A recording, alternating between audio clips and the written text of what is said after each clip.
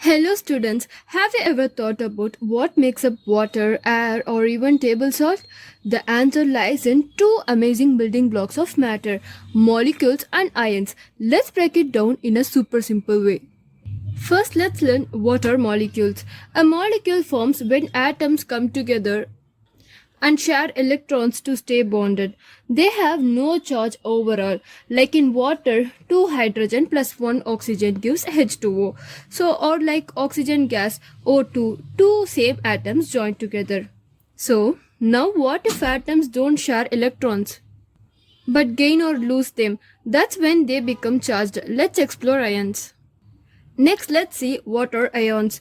Ions are like atoms with a twist. They are charged. Lose electrons, you are positive, called a cation. Gain electrons, you are a negative, called an anion. For example, sodium loses 1 electron to become Na plus, and while chlorine gains 1 to become Cl minus. So now, what happens when these positive and negative ions meet? They attract and form something strong. Let's look at that next. So let's see what are ionic compounds. When oppositely charged ions attract, they form ionic compounds. That attraction is called an ionic bond. A great examples are everyday table salt. NaCl, sodium donates and chlorine accepts, and boom, a stable crystal. That is NaCl.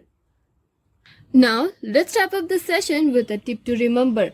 Remember MACI, Mackie, M for molecules, A for atoms share, and C for cations lose, and I for ions attract. Here is a fun way to remember. So they say this out loud. Mackie loves chemistry. M for molecules, where atoms share, and C for cations, they lose, and I for ions, they attract to form compounds. Now, you will never forget how matter builds up. So that's all for today. Let's meet in the another session. Until then, stay curious and keep asking why. Thank you.